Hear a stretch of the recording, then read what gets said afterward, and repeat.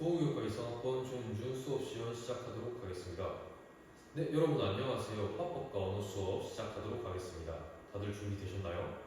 지난 시간에 이번 소단원에서 무엇을 배운다고 했는지 기억하고 있나요? 네, 이번 소단원에서는 협상에 대해서 배운다고 했었죠. 지난 시간에는 협상의 개념과 단계에 대해서 알아보았습니다. 간단히 복습해볼까요?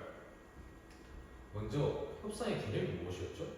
네, 그렇죠. 둘 이상의 주체가 서로의 이익과 주장이 달라서 갈등이 생길 때 이를 타협으로 조정해서 서로 만족할 만한 해결책을 찾아가는 공동의 의사소통 행위라고 했었죠.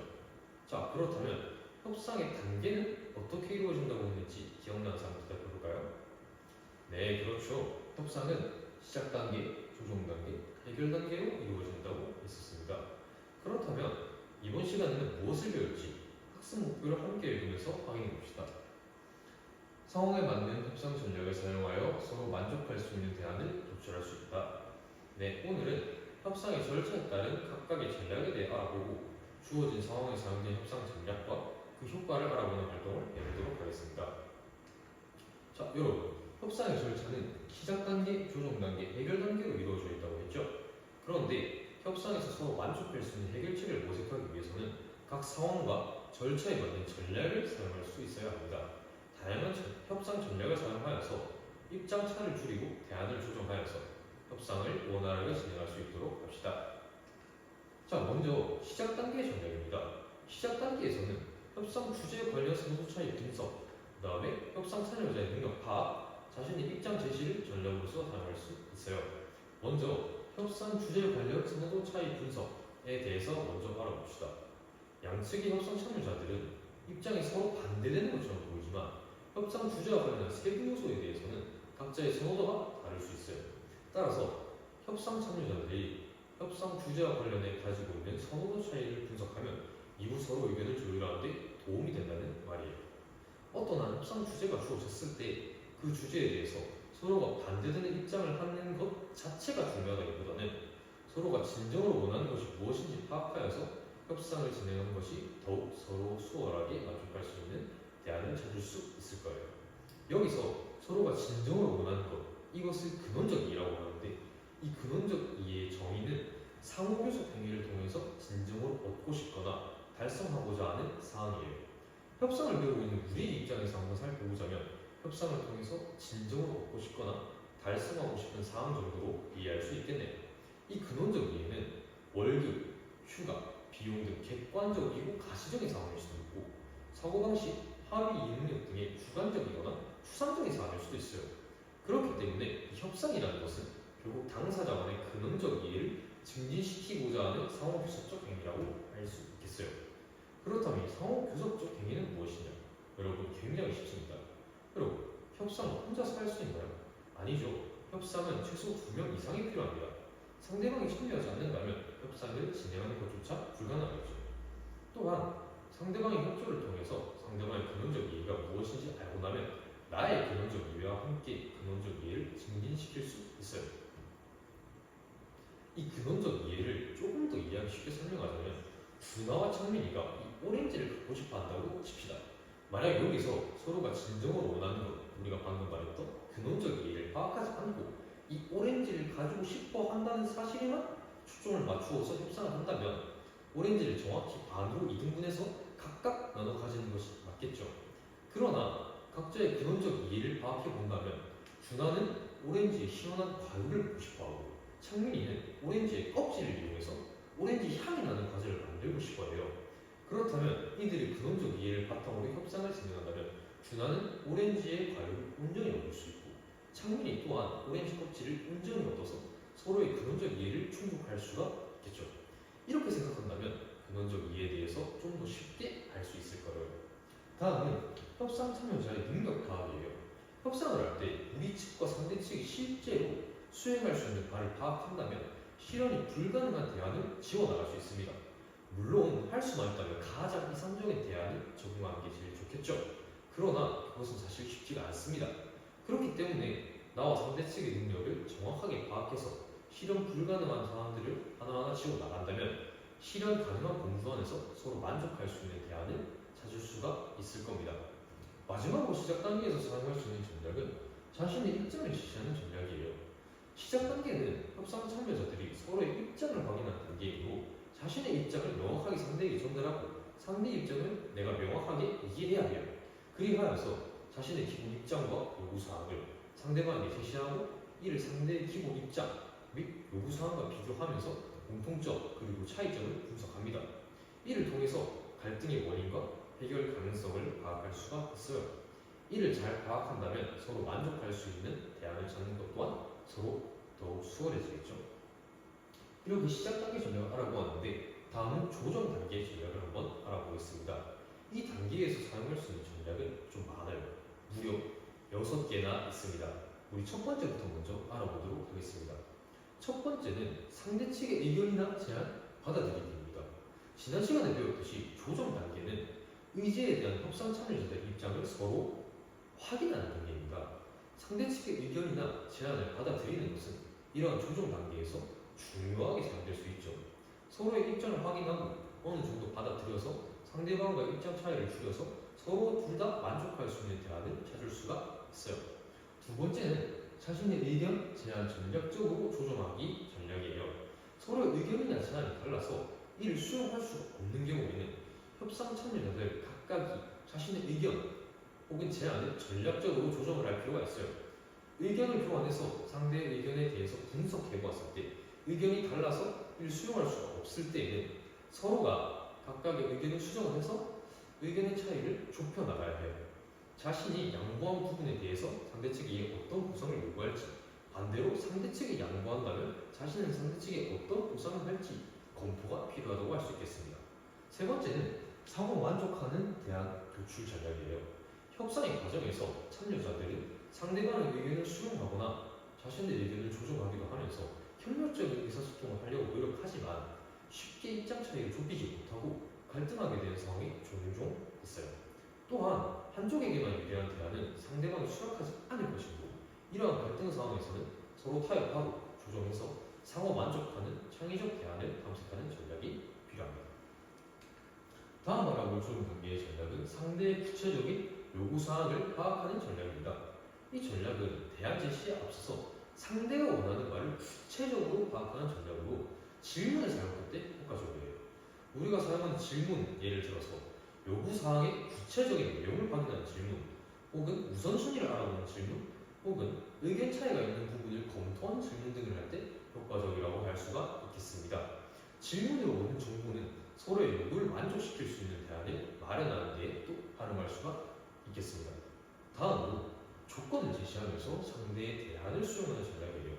이 전략은 상대의 요구를 일정 부분은 받아들이면서 추가적인 조건을 상대에게 다시 제시해서 자신의 요구를 관철하는 전략으로 상대의 대안이 자신의 이익에 부합하면 그대로 수용하고 만약 그렇지 않다면 자신의 이익을 또 보장할 수 있는 조건을 덧붙여서 수용하거나 새로운 대안을 상대에게 역으로 제안할 수 있다는 점에서 또 유용하다고 할 수 있겠네요.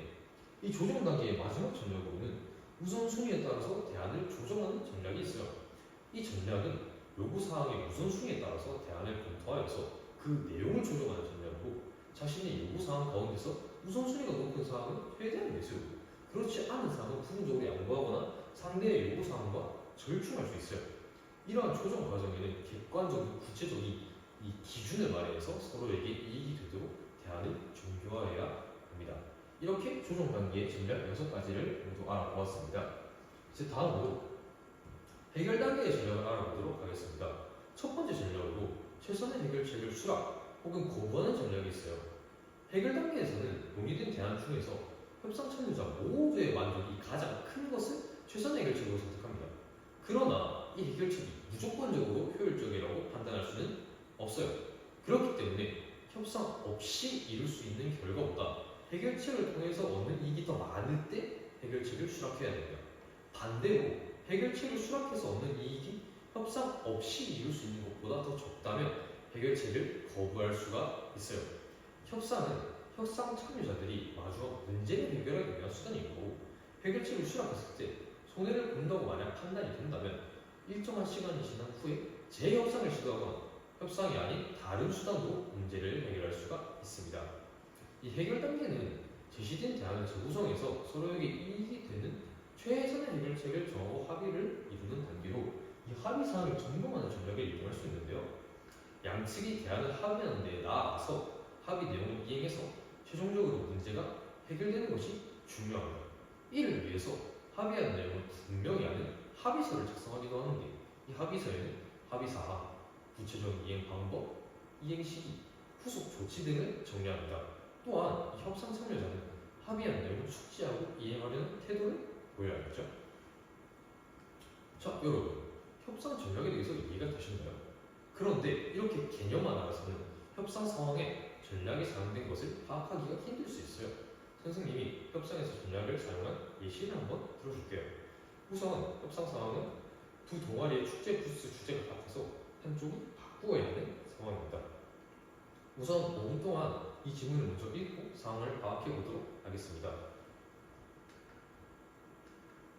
네, 다 읽고 보았나요? 그렇다면 선생님이 여기서 사용된 전략이 무엇인지 한번 알려드리도록 하겠습니다.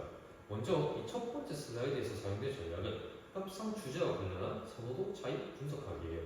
이 전략은 어떤 단계에서 사용되었죠? 네, 맞아요. 이것은 시작 단계에서 사용되는 전략입니다. 이 슬라이드를 보면 과학부와 생명과학부가 서로 선수독제 활동을 기획한 이유에 대해서 묻고 있죠. 여기서 우리는 협상 주제와 관련한 선호도 차이 분석하기 전략이 사용되었음을 알 수가 있어요. 이를 통해서 이후 서로 의견을 조율하는 데 도움이 되는 효과를 얻을 수가 있고요. 이는 근원적 이유와도 관련이 있다는 것을 우리는 알 수 있겠죠. 그럼 다음으로 세 번째 슬라이드로 가보도록 하겠습니다. 이 세 번째 슬라이드에서는 생명과학부와 화학부가 서로의 제안을 받아들이고 있죠. 그래서 여기서는 최선의 해결책을 수락 혹은 거부하기 전략을 사용했다고 할 수 있겠네요. 해결 단계에서 논의된 대안 중에서 협상 참여자 모두의 만족이 가장 큰 것을 최선의 해결책으로 선택하였어요. 자, 선생님이 이렇게 먼저 보여준 것을 잘 기억하면서 남은 수업 이어나가 보도록 하겠습니다. 자, 여러분, 우리 이제 배우는 것을 바탕으로 활동을 해볼 거예요. 우리가 오늘 협상의 전략에 대해서 배웠죠? 그럼 우리 협상 예시를 보고 각 상황에 사용한 전략을 한번 알아볼까요? 방금 선생님이 생명과학부와 화학부의 사례를 예시로 설명해 준 것을 생각하면서 한다면 그렇게 어렵지는 않을 거예요. 선생님이 저번 시간에 초록씨와 희망씨의 협상 상황을 예시자료로 주고 이번 시간까지 이 협상 상황을 읽어보라고 했었죠. 이미 다 읽었을 테지만 지금 다시 읽고 기억을 떠올릴 시간을 조금 드리겠습니다. 네, 다 읽었나요? 그럼 이제 선생님이 넣어준 학습지를 한번 볼게요. 우선 협상 참여자로 초록씨와 희망씨가 있습니다. 이들의 반응을 참고해서 각 상황에 사용한 협상 전략들을 학습지에 써놓을 수 있도록 합시다. 지금부터 한번 써넣어보세요. 네, 여러분 시간이 다 되었습니다. 여러분 모두 잘 썼나요? 그렇다면 이제 선생님과 함께 한번 보도록 하겠습니다. 우선 첫 번째 대화를 한번 볼까요? 이 첫 번째 대화는 희망씨가 새로운 쓰레기 소각장의 건설을 처리하는 조건으로 초록씨의 쓰레기 소각장을 공동으로 사용하자는 초록씨의 제안을 받아들인 것으로 보입니다. 이를 통해서 희망씨가 상대 측의 의견이나 제안 받아들이기 전략을 사용했음을 알 수가 있겠죠. 두 번째 대화는 초록씨의 최초 의견에 대해서 희망씨가 일부는 수용하였으나 일부는 수용하지 않자 초록씨가 자신들의 의견을 관철하는 것이 아니라 의견을 다시 수정했죠. 이를 통해서 초록씨가 희망씨 입장에 따라서 자신의 의견이나 제안을 전략적으로 조정하는 전략을 사용했음을 알 수가 있습니다. 그렇다면 이제 마지막 대화를 한번 볼까요? 이 대화에서 희망씨가 본인의 이익만을 따지는 것이 아니라 초록씨의 입장 또한 고려해서 해결책을 제시했는데요. 이를 초록씨 또한 좋은 대안이라고 생각하고 받아들였습니다. 따라서 이 대화에서 희망씨가 사용한 협상 전략은 자신의 의견이나 제안을 전략적으로 조정하기가 되겠네요. 마지막으로는 희망씨가 초록씨의 요구사항을 일정 부분은 반영하여 대안을 제시하고 이를 초록씨가 받아들였으므로 상호 만족하는 대안 도출하기 전략이 사용되었음을 우리는 알 수가 있겠죠. 자, 그럼 오늘 배운 내용에 대한 퀴즈를 풀어보면서 학습 내용을 정리해보는 시간을 한번 가져보도록 하겠습니다. 우선 처음은 OX 퀴즈인데요. 우선순위에 따라 대안 조정하기 전략은 해결 단계에 속한다. OX. 맞다고 생각하면 O, 아니라고 생각하면 X를 팔로 만들어주세요. 자, 하나, 둘, 셋. 네, 정답은 X입니다. 우선순위에 따라 대한 최종적인 전략은 조정 단계에 속하는 전략이었죠. 자, 그럼 다음 문제 가보겠습니다. 협상을 진행할 때에는 이것을 파악하는 것이 중요한데요. 이것은 협상에서 서로가 진정으로 원하는 것은 월급, 휴가, 비용 등 객관적이고 가시적인 사항일 수도 있고 사고방식, 합의 이용 능력 등 주관적이고 추상적인 사항일 수도 있습니다. 협상이란 것은 결국 당사자 간에 이것을 증진시키고자 하는 상호 구속적 행위라고 할 수 있다고 했었습니다. 여기서 이것은 무엇일까요? 태진이가 한번 말해볼까요? 네, 맞습니다. 이것은 바로 근원적 이해였죠. 자, 여러분 모두 다 잘 해주었어요. 이제 우리 수업을 마무리할 시간인데요. 수업을 마치기 전에 오늘 수업에 대해서 스스로 평가해보도록 합시다. 평가 항목을 같이 읽어볼까요? 각 상황에 알맞은 협상 전략을 사용할 수 있다. 협상을 통해 서로 만족할 수 있는 대안을 도출할 수 있다. 자, 이 두 가지를 자신이 얼마나 잘할 수 있는지 1점에서 5점으로 자신이 한번 평가해보는 시간을 가져보도록 하겠습니다. 만약 스스로 평가했을 때 점수가 부족한 부분이 있다면 복습을 통해서 부족한 부분을 잘 채울 수 있도록 하고, 만약에 높은 점수가 나왔다고 하더라도 오늘 배운 내용을 복습한다면 기억에 더 오래 남을 수 있을 거예요. 자, 그렇다면 이번 시간과 지난 시간을 통해서 우리는 협상의 개념, 협상의 단계, 협상의 단계별 전략을 배웠습니다. 그럼 다음 시간은 무엇을 배울까요? 우리 다음 시간에 협상에서의 마지막, 협상의 태도에 대해서 배워보도록 하겠습니다. 다음 시간에도 협상에 대해서 배우게 되니 오늘 배운 내용 잊지 말고 다음 시간 전에 복습하는 것 잊지 마세요. 그럼 오늘 수업은 여기까지 하도록 하겠습니다. 다음 국어 시간에 만나요.